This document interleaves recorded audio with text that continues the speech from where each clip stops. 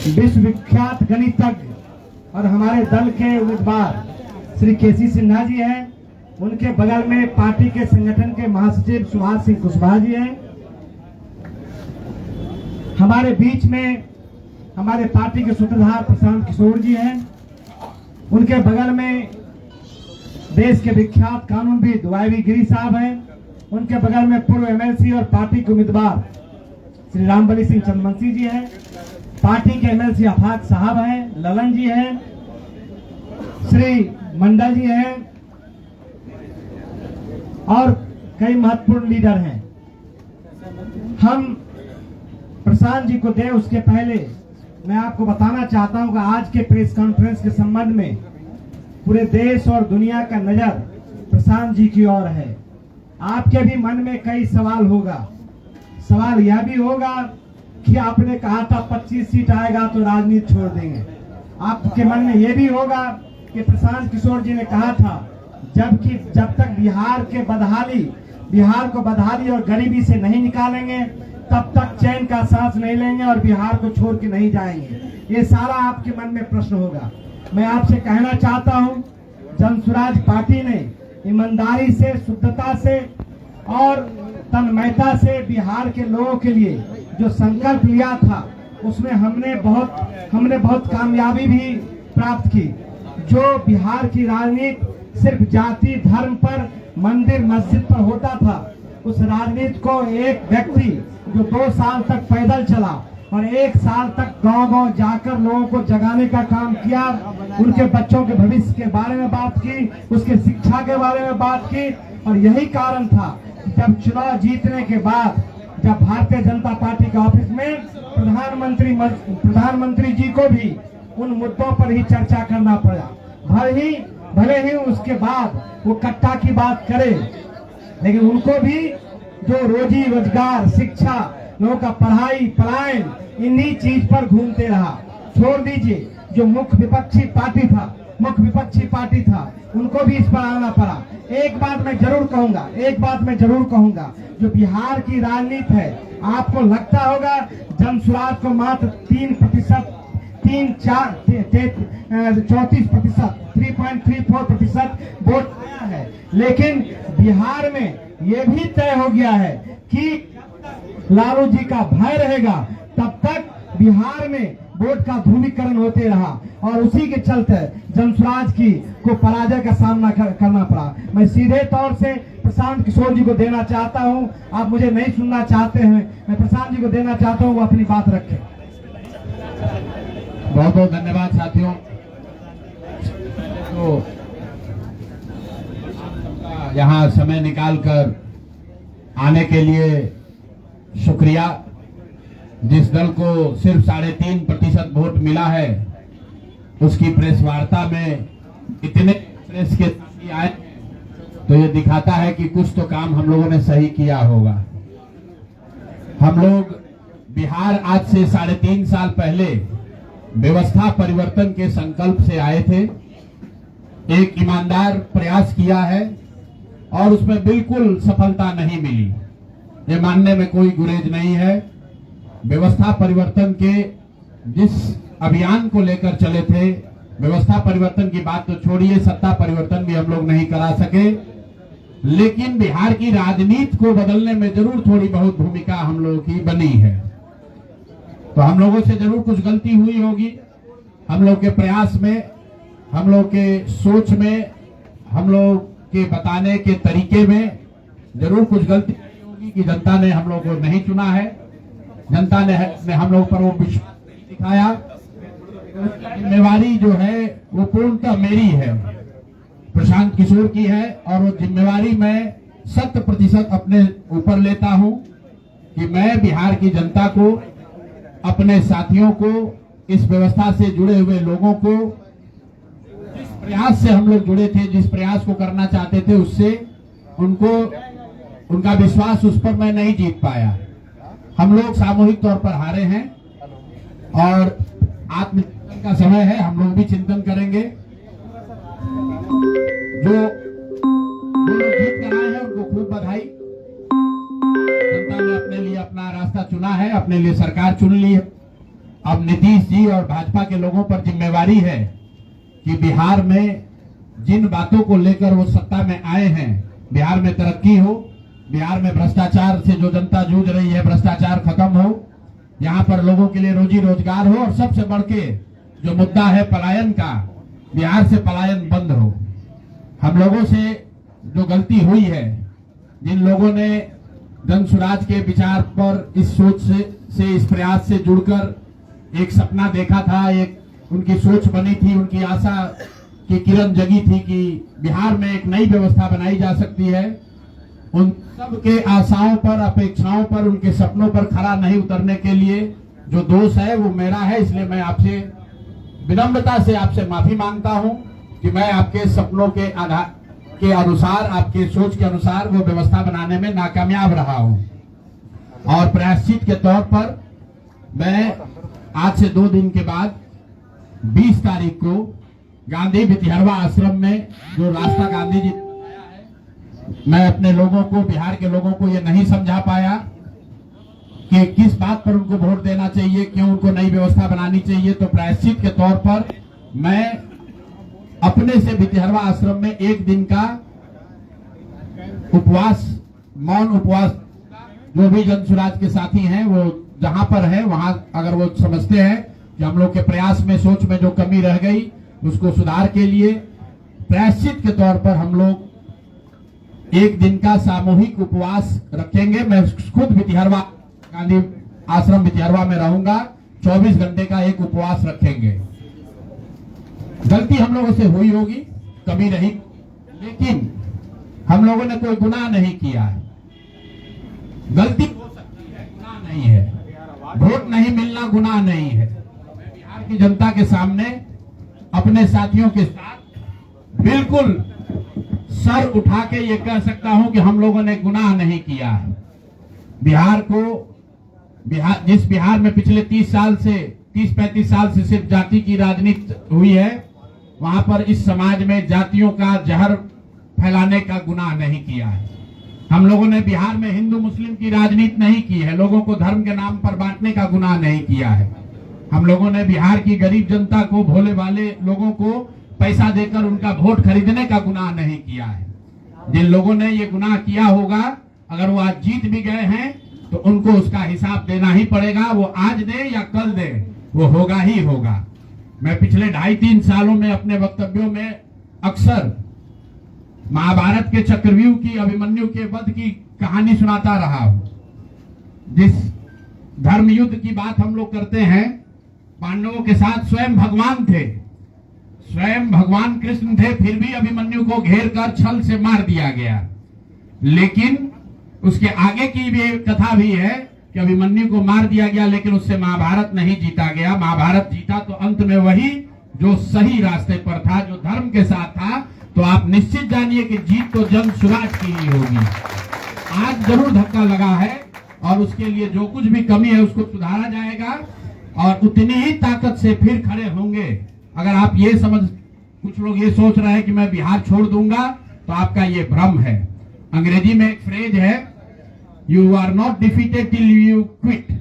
जब तक आप छोड़ेंगे नहीं तब तक आप हार नहीं सकते हैं। तो प्रशांत किशोर की और जन स्वराज में मेरे साथ जुड़े हुए साथियों की बिहार सुधारने की जो जिद है, उस जिद के सामने दूसरा कुछ भी इस जीवन में नहीं है। उस जिद से पीछे हटने वाले नहीं है। पूरी ताकत से, पूरी ईमानदारी से। लोग कह रहे हैं कि मैंने 3-3.5 साल में बहुत मेहनत किया है, तो जितनी मेहनत करते हुए आपने मुझे 3 साल में देखा है, उससे दुगनी मेहनत करेंगे और पूरी ताकत से लगेंगे। पीछे हटने का सवाल नहीं है। जब तक बिहार को सुधारने के अपने संकल्प को पूरा न कर लें, तब तक पीछे हटने का कोई सवाल ही नहीं है। अब चुनाव के परिणामों को लेकर जो बात है, उस पर बहुत विवेचना हो रही है। आपने भी कहा, बड़े बड़े विशेषज्ञ आकलन कर रहे हैं। कोई बता रहा है कि पैसे से जीत लिया गया, कोई बता रहा है कि लालू जी के डर से ध्रुवीकरण हुआ इसलिए जीता गया। कुछ लोग बता रहे हैं कि जातियों की बात अभी पूरी तरह खत्म नहीं हुई। मैं यहां चुनाव के विश्लेषण के लिए नहीं बैठा हूं, लेकिन एक बात तो बिल्कुल स्पष्ट है कि पहली बार स्वतंत्र भारत के इतिहास में और खासकर बिहार में पहली बार ऐसा हुआ है कि कोई चुनाव जिसमें सरकार ने करीब करीब 40,000 करोड़ रुपया जनता के पैसे को खर्च करने का वादा किया है। और मुझे लगता है कि वही एक कारण है जिसकी वजह से एनडीए को इतना बड़ा बहुमत मिला है। मैं सिर्फ आपके ध्यान में लाना चाहता हूं कि 10,000 रुपए की बड़ी चर्चा हो रही है। लोग बता रहे हैं कि 10,000 पर लोगों ने वोट बेच दिया। बिल्कुल नहीं है, ये बात सही नहीं है। मेरा आज भी ये यकीन है कि 10,000 रुपए के लिए बिहार के लोग अपना वोट, अपना बच्चों का भविष्य नहीं बेचेंगे। अगर 10,000 रुपए को आप जोड़िएगा तो प्रतिदिन 5.5 रुपया हुआ। 5.5 रुपए में कौन अपना वोट बेचेगा? लोगों ने 10,000 रुपए के लिए सिर्फ वोट नहीं बेचा है। आपको देखने, जानने, समझने की जरूरत है। और इस पर यह बहस भी हो रहा है। सत्ता में जो लोग आए वो कह रहे भैया हम तो सरकारी योजना चला रहे थे। जो विपक्ष में है वो कह रहा है हम योजना नहीं चला रहे थे, आप पैसा देके वोट खरीद रहे थे। इसका कोई अंत नहीं है, इस बहस का कोई अंत नहीं है। चुनाव आयोग पर लोग टीका टिप्पणी कर रहे हैं, वो चुनाव आयोग का विषय है। बिहार के बेटा होने के नाते, बिहार के नागरिक होने के नाते मेरा बस एक ही प्रश्न है। हर विधानसभा क्षेत्र में 60 से 62,000 लोगों को कम से कम 10,000 रुपया सीधे तौर पर सरकार ने दिया है। सिर्फ 10,000 रुपया नहीं दिया, ये कहा कि आपको स्वरोजगार के लिए 2 लाख रुपया दिया जाएगा और उसकी पहली किस्त के तौर पर, बयाना के तौर पर 10,000 रुपया उसको दिया गया। और पूरा सरकारी तंत्र लगाया गया लोगों को यह बताने के लिए कि अगर आप एनडीए को वोट देते हैं तो आपको 10,000 रुपए के साथ साथ आने वाले 6 महीनों में 2 लाख रुपए तक की सहायता मिलेगी। इसको करने के लिए पूरा सरकारी तंत्र लगा। जीविका की दीदियों को बैठाया गया।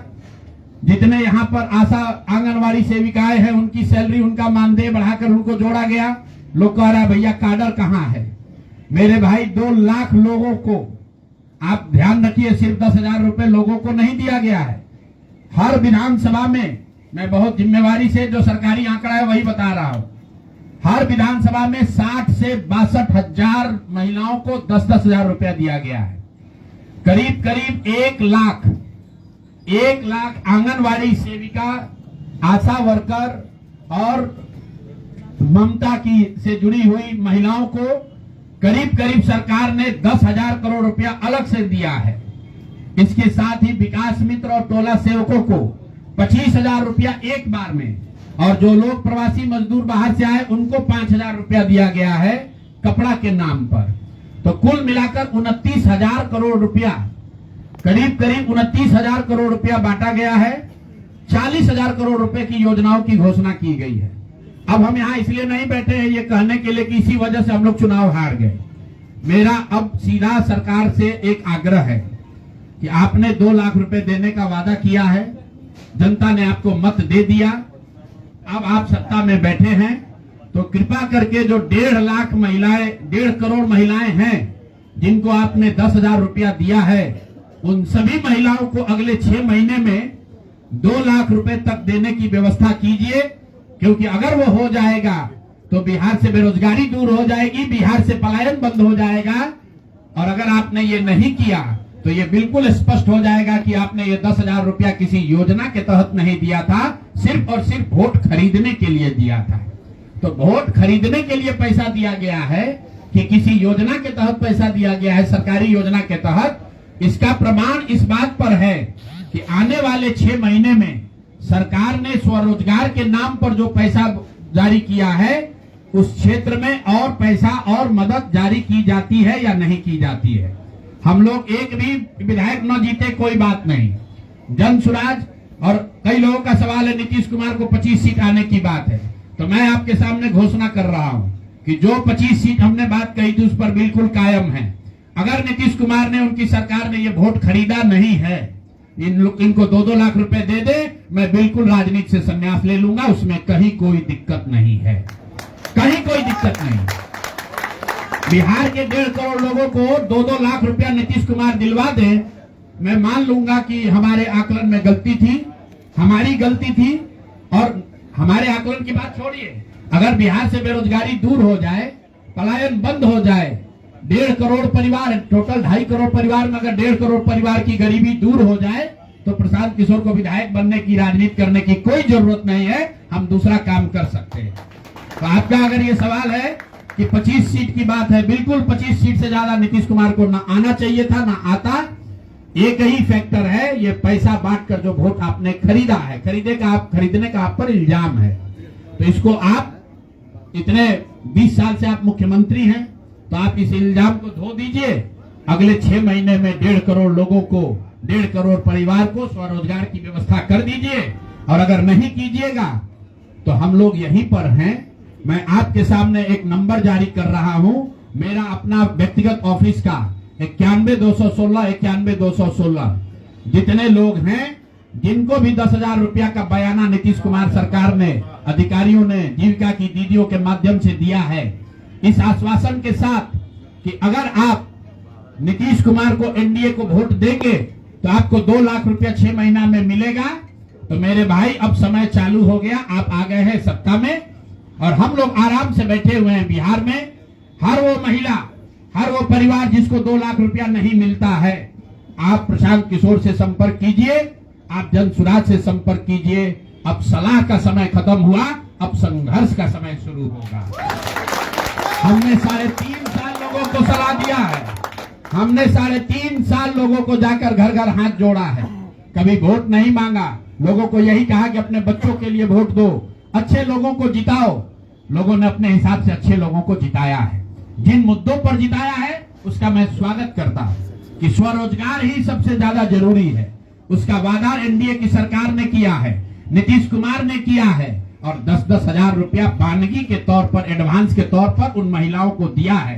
तो अब अगले 6 महीना में उन सभी महिलाओं को, उन सभी परिवारों को नीतीश कुमार की सरकार स्वरोजगार का अवसर दे, उनको 2 लाख रुपए की मदद दे, ताकि वो 1.5 करोड़ परिवार के लोग बेरोजगारी से बाहर निकल सके, गरीबी खत्म कर सके और उनके बच्चे गुजरात में, तमिलनाडु में जाकर मजदूरी न करें।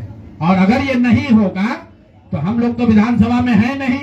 जनता ने जो आदेश दिया है कि गांव-गांव घूमिए और लोगों की मदद कीजिए, तो जिनको भैया ये 2 लाख न मिले वो प्रशांत किशोर के पास चले आइए, जनसुराज के साथियों के पास आइए। आपकी आवाज बनकर, आपके साथ खड़े होकर ब्लॉक, पंचायत, डिस्ट्रिक्ट के ऑफिसेज में, सरकारी दफ्तरों में हम लोग चलेंगे। जरूरत पड़ेगा नीतीश कुमार के पास चलेंगे, क्योंकि उन्होंने कहा है कि 10,000 रुपया बयाना ले लीजिए, जब मैं जीत कर आऊंगा आपको 2-2 लाख रुपए दूंगा, ताकि सब लोग अपने पैर पर खड़े हो जाएंगे। तो जनसुराज के लोग अब ब्लॉक में, और जिन लोगों ने, आपने सुना होगा सहारा में लोगों को कहा गया पैसा डबल हो जाएगा, सहारा के जिन लोगों ने एजेंट बनकर, समाज के कई लोगों ने सहारा में पैसा जमा कराया, सहारा वाले भाग गए तो लोग एजेंट को खोज रहे हैं। तो जो सरकारी अफसर नेतागिरी कर जिन लोगों ने किया है, सरकार की ओर से आश्वासन दिया है कि हम लोग आपको रोजगार देंगे, 2 लाख रुपया देंगे, जो जिन जीविका की दीदियों ने एक महिला को जाकर समझाया है, बूथ पर बैठकर वोट दिलवाया है, सिंबल सिखाया है, क्रमांक संख्या बताया है, वो जीविका की दीदियों की जिम्मेवारी है कि जिनको आपने ये काम कराया है, जिनके बच्चों का भविष्य आपने 10,000 रुपया में आपने सौदा कराया है, उनको पैसा मिले। और अगर वो 2 लाख रुपया नहीं मिलेगा तो 6 महीने का समय है। 6 महीने के बाद हर वो व्यक्ति जिसको पैसा नहीं मिले उसके लिए जनसुराज का, प्रशांत किशोर का दरवाजा खुला हुआ है। आप आइए, हम लोग आपकी आवाज बनेंगे, आपके साथ खड़े होंगे। हम लोग विधायक सांसद नहीं है, लेकिन समाज में हमारी ताकत, जो आवाज है, आपके आशीर्वाद से वो आवाज आपके साथ जोड़ेंगे और हर हालत में आपको ये 2 लाख रुपया मिले, इसकी लड़ाई को जारी रखेंगे। दूसरी बात जो कह के मैं खत्म करूंगा, चुनाव से पहले सरकार के भ्रष्टाचार को लेकर, भ्रष्टाचारी मंत्रियों को लेकर इसी जगह पर हम लोगों ने कई प्रेस कॉन्फ्रेंस किए हैं। नीतीश कुमार को कभी व्यक्तिगत तौर पर बेईमान नहीं बताया गया है, भ्रष्ट नहीं बताया गया है, लेकिन हम लोगों का ये मानना था कि नीतीश जी का स्वास्थ्य अच्छा नहीं है, अगल बगल के लोग लूट रहे हैं, चला रहे हैं।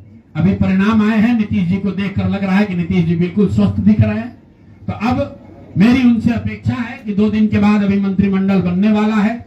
कल प्रधानमंत्री जी ने भी कहा है कि बहुत बड़ी जिम्मेवारी है, हम लोग इलेक्शन मोड में नहीं, इमोशनल मोड में हैं। तो उसी इमोशनल मोड में मेरी आपसे अपेक्षा है कि भारतीय जनता पार्टी की लीडरशिप और नीतीश कुमार एक ऐसा स्वच्छ मंत्रिमंडल बनाए जिसमें कोई दागी मंत्री न हो, कोई भ्रष्टाचारी न हो। जनता ने आपको सरकार बनाने का मैंडेट दिया है, भ्रष्टाचार करने का, भ्रष्टाचारियों को सरकार में शामिल करने का मैंडेट नहीं दिया है, भ्रष्टाचार करने का मैंडेट नहीं दिया है, लूटने का मैंडेट नहीं दिया है। तो मैंडेट, बिल्कुल मैंडेट का सम्मान है। जनता लोकतंत्र है, जनता मालिक है, जनता ने जिनको सत्ता में बैठाया है वो सत्ता में बैठे, लेकिन सत्ता में बैठकर लूटने का मैंडेट जनता ने नहीं दिया है। तो मेरी अपेक्षा है कि नीतीश जी, माननीय प्रधानमंत्री मोदी जी, अमित शाह जी, जिन्होंने बिहार की जनता को ये बताया है कि हम आपका विकास करेंगे, आपके बच्चे अब गुजरात नहीं जाएंगे मजदूरी करने, तो भाई अब आपकी जिम्मेवारी है ऐसा मंत्रिमंडल बनाइए ताकि बिहार के लोगों का पलायन बंद हो, यहाँ से बेरोजगारी खत्म हो, और जो पिछले 5 साल से लोग भ्रष्टाचार से जूझ रहे हैं वो आगे भ्रष्टाचार न हो। मेरी बात यहाँ खत्म हुई। अब आपके जो सवाल हैं वो आप सवाल कर सकते हैं। बहुत बहुत धन्यवाद।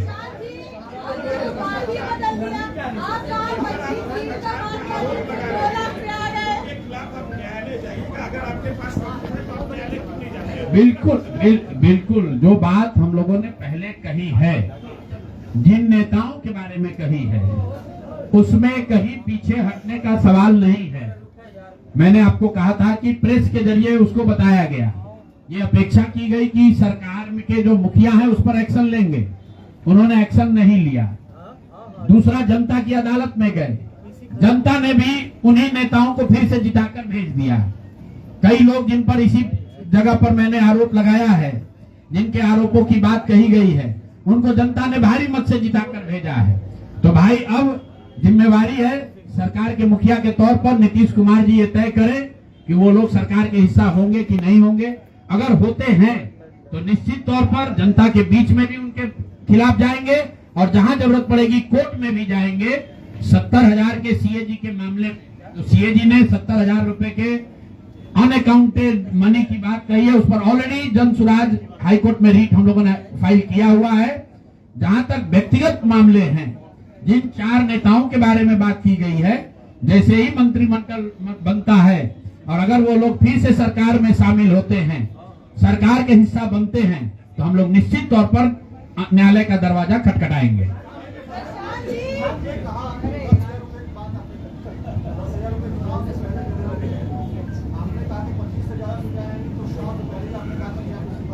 जी बिल्कुल ठीक बात है। आपने कहा, हम पहली बात तो आप लोग कह रहे राजनीति से हम किस पद पे है कि इस्तीफा दे दें?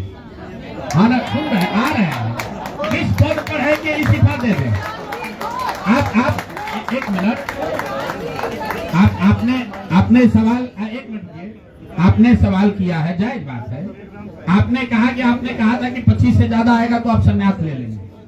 तो भैया किस पद पर है जिससे मैं इस्तीफा दे दूं? अगर किसी पद पर है, ये तो नहीं कहा था कि बिहार छोड़कर चले जाएंगे, बिहार में रहेंगे और राजनीति नहीं, बिल्कुल भाई, हाँ बिल्कुल, एक मिनट, बिल्कुल राजनीति छोड़ देंगे। राजनीति छोड़े हुए हैं, हम तो राजनीति करते ही नहीं हैं, लेकिन ये नहीं कहा है ना कि बिहार के लोगों की बात कहना छोड़ देंगे, ये तो नहीं कहा है, हाँ? नहीं, आपने ऐसा है, हमने कहा कि अगर 25 से ज्यादा सीट आएगा तो राजनीति छोड़ देंगे, बिल्कुल बात पर कायम है।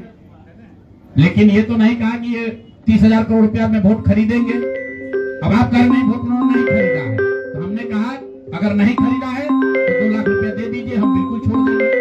1 मिनट रुकिए, अरे सुन तो लो, सरकार का विज्ञप्ति पढ़ लो जिस पर सरकार ने, हाँ बिल्कुल, नहीं ऐसा है कि बिल्कुल हम भी सभी की बात नहीं कर रहे हैं। सरकार ने 1.5 करोड़ लोगों को 10-10 हजार रुपया दिया है और पूरे देश में इस बात पर बहस छिड़ी हुई है कि क्या ये 10,000 रुपया वन टाइम देकर वोट खरीदा गया है कि किसी सरकारी योजना के तहत इस पैसा को दिया गया है। मैं ये कह रहा हूं कि मैं बिल्कुल ये मानने को तैयार हूं कि सरकार का ये एकाधिकार है वो चाहे योजना शुरू कर सकती है। अंतिम साल में, अंतिम महीने में किया, उसमें कोई दिक्कत नहीं है, हम उस बात में नहीं पड़ रहे। इलेक्शन कमीशन ने चुनाव के दौरान ये पैसा बांटने दिया, ये उनकी गलती है, उस पर भी हम टीका टिप्पणी नहीं कर रहे। हम तो ये कह रहे हैं कि जिस योजना के तहत आप जीत कर आए हैं उस योजना को लागू कर दीजिए। हम लोग को बिहार में रहने की भी जरूरत नहीं है, बिहार ही छोड़ देंगे, राजनीति की क्या बात कर रहे हैं।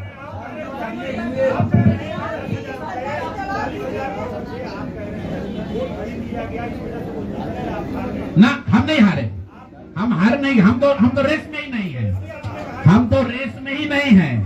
हम आपको ये बता रहे हैं कि जो बात नीतीश कुमार के जीतने की है, जीत और हार के बीच में एक ही बात है कि क्या नीतीश कुमार जी ने, उनकी सरकार ने ये हर विधानसभा में 60,000 वोट 10,000 रुपया देकर खरीदा है कि नहीं खरीदा, इस पर बात है।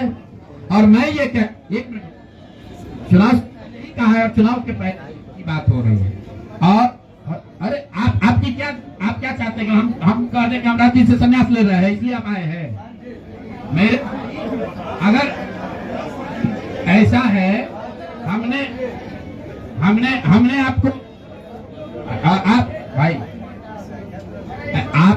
आप लोग जितने लोग आए हैं, हमने बिल्कुल स्पष्ट आपको कहा कि नीतीश कुमार ने प्राइमा फेसी जो दिख रहा है कि सरकार ने 10,000 रुपया देकर वोट खरीदा है, लेकिन मेरे पास उसका कोई प्रमाण तो है नहीं। सरकार कह रही नहीं है तो सरकारी योजना के तहत दिए है। योजना की जो गजट ऑर्डर है वो देख लीजिए, उसमें लिखा क्या है कि 10,000 रुपया आपको स्वरोजगार के लिए महिलाओं को दिया जा रहा है और जरूरत के मुताबिक अगले 6 महीने में ठीक है, वही बात। अरे भाई, हम हिंदी में लिखा है, उसको फिर से जारी कर देंगे, सब लोग पढ़ लेगा। सरकार ने ये नहीं कहा कि ये 10,000 वन टाइम पेमेंट है, उन्होंने कहा कि स्वरोजगार की योजना की तहत आपको 10,000 रुपया दिया जा रहा है और अगर एडवांस पैसा, एक मिनट रुकिए, और 2 लाख रुपया अगर आप स्वरोजगार में का काम करेंगे, अगर आप अपने पैर पर खड़े होने की योजना करेंगे तो 6 महीना में आपको 2 लाख रुपया और दिया जाएगा। ठीक बात है। तो अगर 1.5 करोड़ महिलाओं में 5 लाख 10 लाख महिलाओं को भी ये 2 लाख रुपए दे दे तो बिल्कुल इस बात पर हम कायम हैं कि हमको राजनीति नहीं, बिहार छोड़कर बाहर चले जाना चाहिए। बिल्कुल। अब 5 लाख 10 लाख की बात नहीं है भाई। एक मिनट रुकिए। आप लोग इतना वरिष्ठ पत्रकार हैं, इतना बात को पकड़े हुए हैं और हम लोग बात से हटने वाले लोग नहीं हैं। हम नीतीश कुमार नहीं हैं जो सदन में खड़ा होकर कहेगा कि मिट्टी में मिल जाएंगे, भाजपा में नहीं जाएंगे। और उसी भाजपा के साथ बैठ के उनको महान पुरुष आप बता रहे हैं। सुनिए, हम अपनी बात पर कायम हैं। हम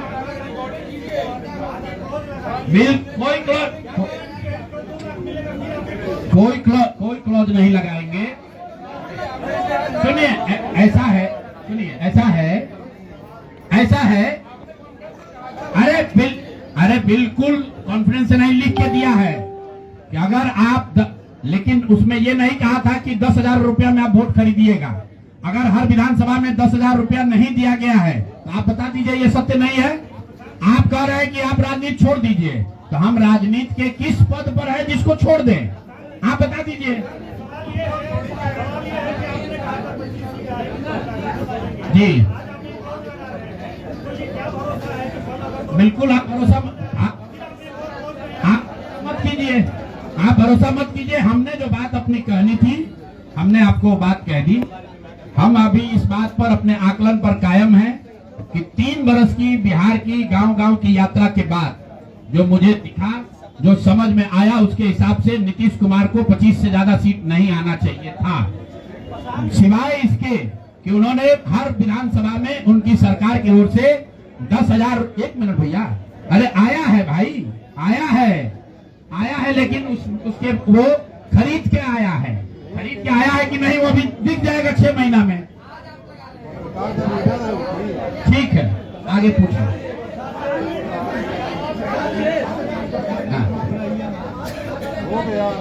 बिल्कुल, ये हमने आपको अपने वक्तव्य में कहा कि हम लोग बिल्कुल असफल साबित हुए। हमने जो बात यहाँ बिहार के लोगों को बताई वो लोगों को समझ में नहीं आया या लोगों को स्वीकार्य नहीं है। हम अपनी गलती मान रहे हैं।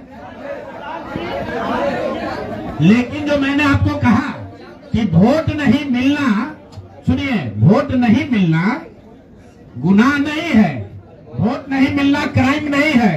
हमने भ्रष्टाचार नहीं किया है, हमने हिंदू मुस्लिम नहीं किया है, हमने जाति की राजनीति नहीं की है, हमने वोट नहीं खरीदा है। चलिए आगे बढ़िए। पूरे प्रेस वार्ता में एक ही व्यक्ति तो नहीं पूछेंगे।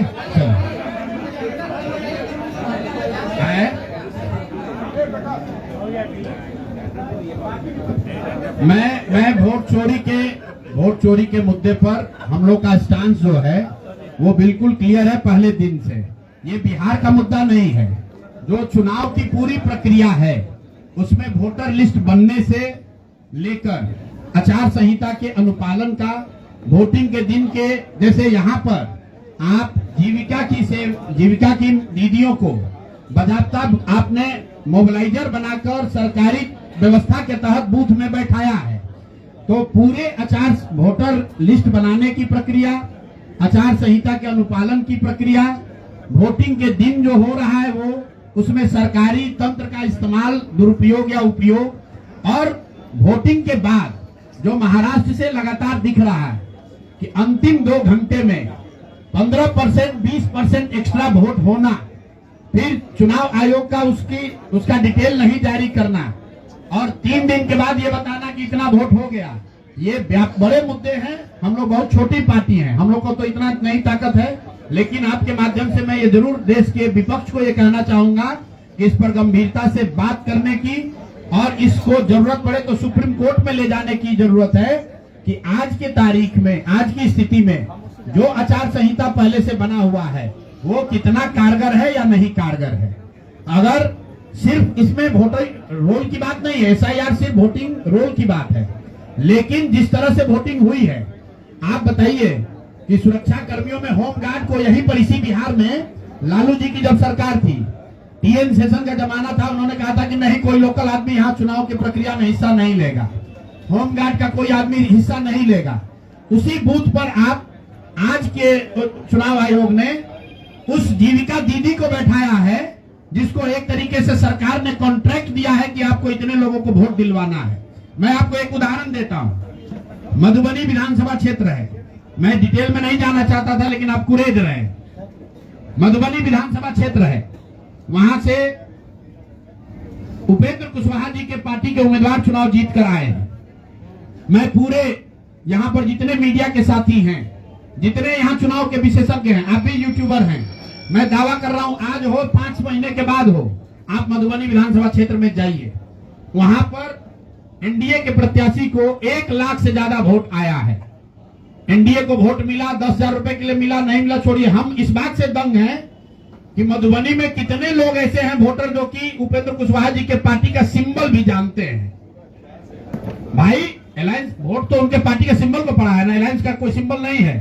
तो आखिर रातों रात पूरे मधुबनी क्षेत्र में, और क्या हुआ मैं नहीं कह रहा हूं, मैं आपको और आपके जरिए पूरे देश के लोगों को यह बताना चाहता हूं कि जो भी लोग सर्वे, सेफोलॉजी, पत्रकारिता, राजनीति में इंटरेस्ट रखते हैं, आप सैंपल के तौर पर कोई 5 कंस्टिट्यूएंसी उठा लीजिए, और जहां पर भाजपा और जदयू के उम्मीदवार नहीं लड़ रहे थे, वो दल लड़ रहे थे जिनका कोई सिंबल भी नहीं जानता है, नाम भी नहीं जानता है, उसको 1 लाख, 1.25 लाख वोट कैसे आया है। हमारे पास कोई प्रमाण नहीं है कि वो वोट कैसे आया, लेकिन राजनीतिक सामाजिक क्षेत्र में जुड़े होने के नाते ये आश्चर्य का विषय है कि जिस मधुबनी क्षेत्र में लोग ये नहीं जानते हैं कि कौन सा प्रत्याशी लड़ रहा है, कौन सा पार्टी लड़ रही है, उस पार्टी का सिंबल क्या है, उसको 1.25 लाख वोट आया है, और जो लोग वहां जीवन भर राजनीति कर रहे हैं उनको वोट नहीं आया। संभव है कि उनको इतना समर्थन है, लेकिन मेरा आपसे आग्रह ये, भाई देखो 1 मिनट आप रुक जाइए, आपका सवाल 10 ले चुके हैं, और भी तो लोग हैं, आपका एक और ले लेंगे, आप शांति से बैठिए, ऐसा मत घबराइए, हम यहाँ बैठे हुए हैं। और मेरा आपसे अनुरोध है, मैं कोई आरोप नहीं लगा रहा हूं, लेकिन मधुबनी जैसे 5 सीट का मैं आपको हवाला देना चाहता हूं, जहां पर चुनाव के 12 दिन 15 दिन पहले ये तय हुआ कि कौन पार्टी चुनाव लड़ेगी।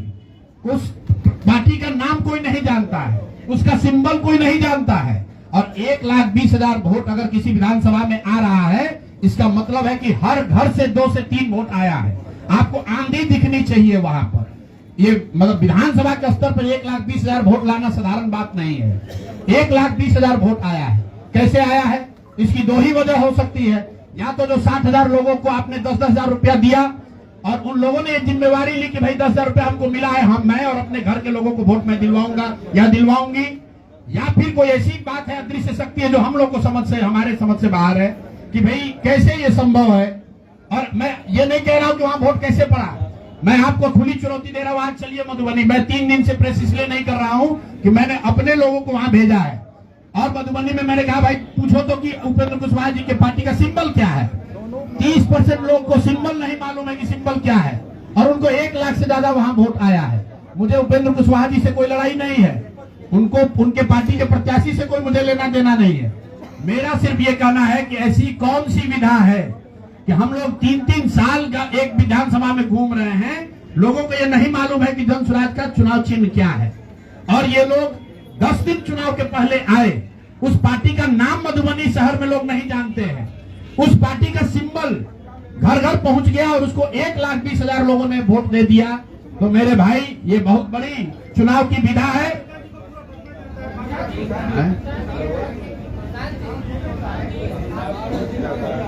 भारी चूक हुई, मैंने आपको पहले कहा कि भारी चूक हुई, और जो भी चूक हुई है उसको सुधारने के लिए पूरी ताकत लगाएंगे। फिर से बैठेंगे, ड्राइंग बोर्ड पर जाएंगे और देखेंगे कि जो चूक हुई है उसको कैसे सुधारा जाए।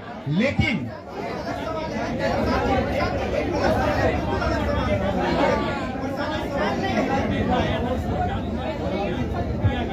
नहीं, जो टोटल पैसा सरकार ने किया है सितंबर अक्टूबर में, अगस्त और सितंबर को अगर आप जोड़ लेंगे तो कुल 18 योजनाओं की सरकार ने घोषणा की है।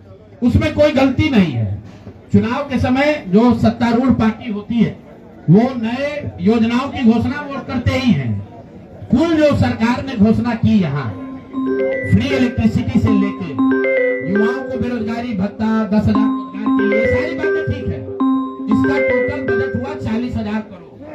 40,000 करोड़ में से 29,000 करोड़ रुपए की योजना सरकार ने रोल आउट की। 11,000 करोड़ को शुरू ही नहीं किया, और इस 29,000 करोड़ में से जो सबसे बड़ी योजना है वो है स्वरोजगार की योजना, जिसमें हर विधानसभा क्षेत्र में 60 से 62,000 परिवारों में एक महिला को 10,000 रुपया दिया गया।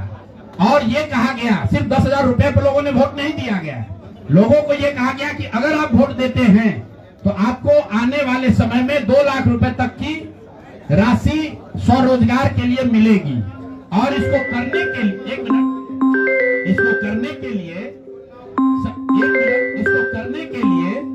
सरकार ने जीविका दीदी का पूरा जो नेटवर्क है, 1 लाख से ज्यादा जीविका की दीदियों को और आंगनबाड़ी सेविकाओं को, आशा वर्कर को, और जो टोला सेवक है, विकास मित्र है, उनको लैपटॉप खरीदने के लिए 25,000 रुपया दिया गया वन टाइम। अब आप बताइए कि जो टोला सेवक है, जो विकास मित्र है, जिसको आपने 25,000 रुपया दिया है, वो जो लैपटॉप या आईपैड खरीदेगा, उससे बिहार सरकार की योजना का दलितों का क्या सुधार होगा, वो सरकार को बताना चाहिए।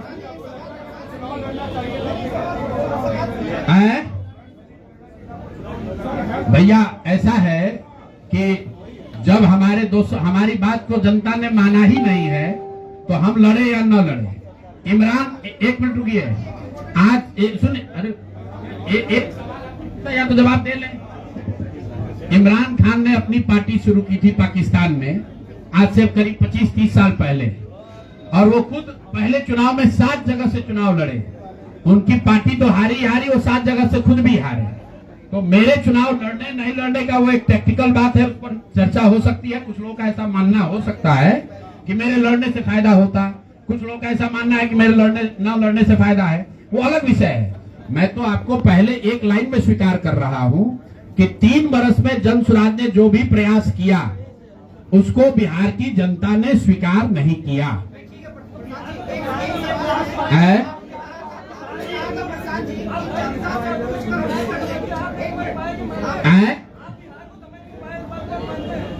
बिहार को मैं समझ नहीं पाया, बिल्कुल मान लेंगे, इसमें क्या दिक्कत है?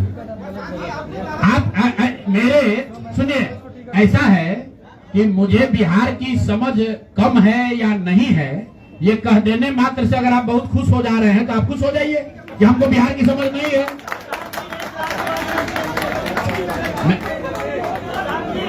मेरे भाई ऐसा है, अगर हमने हमारे आप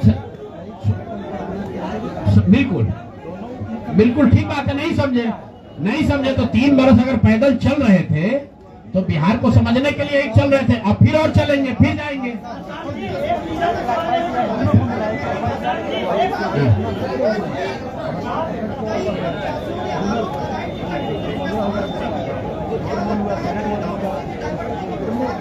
अच्छा ऐसा है, बस सुन लीजिए, ऐसा है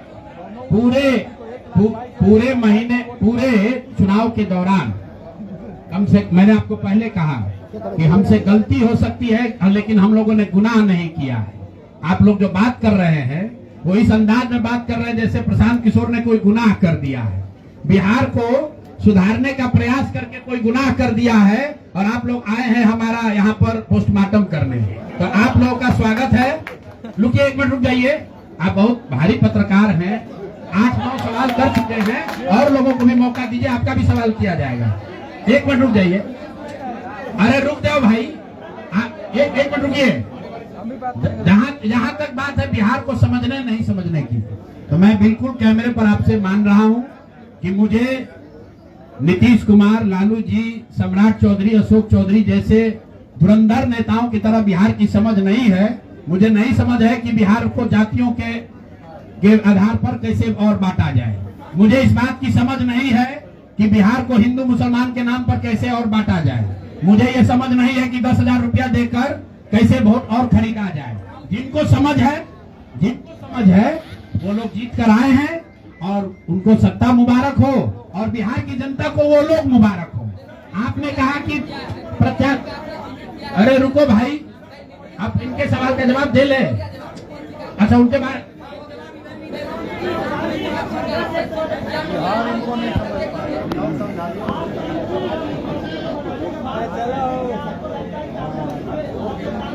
कभी कोई योगदान नहीं है, कोई योगदान नहीं है। आप लोग जो हम लोग बोलते रहे हैं उसको जाकर देख लीजिए। आपने कहा कि उम्मीदवार गलत चुने हैं। यहाँ जितने लोग बैठे हुए हैं, हमारे बगल में केसी सिन्हा जी चुनाव लड़े हैं कुम्हरार से। ये तो हमको पैसा देकर टिकट नहीं खरीदे होंगे, और कुम्हरार की जनता ने केसी सिन्हा को हराकर किसी दूसरे को जिताया है। हमारे बगल में वाईबी गिरी जी बैठे हैं, मांझी से इनको हराकर जनता ने किसी दूसरे को जिताया है। तो मेरे भाई, मैं समझता हूँ कि अगर केसी सिन्हा नहीं जीते तो उससे केसी सिन्हा के जीवन पर कोई फर्क नहीं पड़ेगा मेरे भाई, कुम्हरार की जनता के जीवन पर फर्क पड़ेगा। अगर आपने मांझी से वाईबी गिरी को हरा दिया तो वाईबी गिरी का कोर्ट का प्रैक्टिस नहीं बंद हो जाएगा, मांझी के लोगों की दिक्कत जो है वो बढ़ेगी। लेकिन फिर वही बात है, जनता मालिक है, वो वही चाहते हैं। अगर आप खिचड़ी खाना चाहते हैं तो आपको कोई पुलाव कैसे खिला देगा? आप खिचड़ी खाइए और आनंद लीजिए।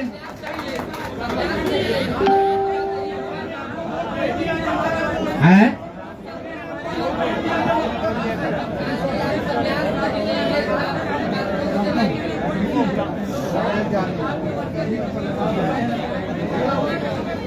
नहीं, ठीक बात है। हमने आपको पहले कहा कि जो कुछ भी हम लोगों ने प्रयास किया उसमें जनता को हम लोग नहीं समझा पाए, और उसका दोष हम पर है, उसकी जिम्मेवारी हम लोगों पर है।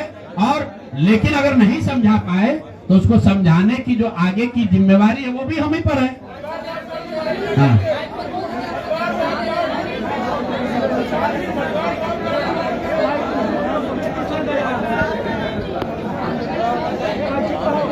ऐसा है, आप भी बिहार के ही हैं, और नहीं उद्वेलित हो, इतना भी मत उछलने लगिए कि जैसे हम लोग सब एकदम खत्म है। आपकी बात को सुन लिया गया, आपको अलग से साक्षात्कार चाहिए, आपकी सही। ठीक,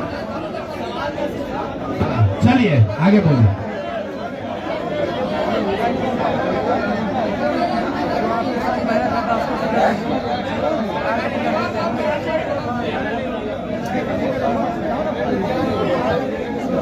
अभी तो हम लोग वापस जाकर अपने उस प्रारूप को फिर से देखेंगे जो हम लोग लेकर जनता के बीच गए थे।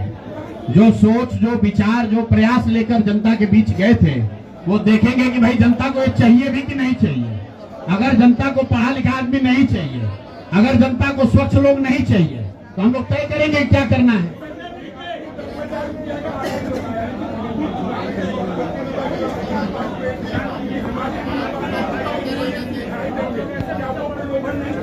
प्रलोभ, देखिए, चुनाव के दौरान वादा करना एक बात है और किसी को रुपया दे देना दूसरी बात है।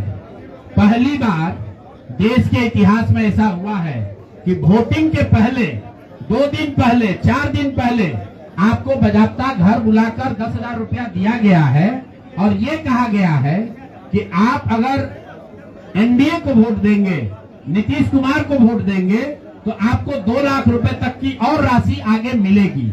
ऐसा इस देश के राजनीतिक इतिहास में पहले कभी नहीं हुआ है। ऐसा कभी नहीं हुआ है कि आचार संहिता के बाद, आचार संहिता लागू होने के बाद आप एक एक विधानसभा क्षेत्र में 60 से 62 हजार महिलाओं को 10-10 हजार रुपया दे रहे हैं और आप राजनीतिक सूचिता की बात करते हैं। ये बात उचित नहीं है। साथियों, ये प्रेस कॉन्फ्रेंस खत्म हुई। अब आगे की प्रतिक्रिया हरवा आश्रम से 24 घंटे का उपवास चलेगा। धन्यवाद।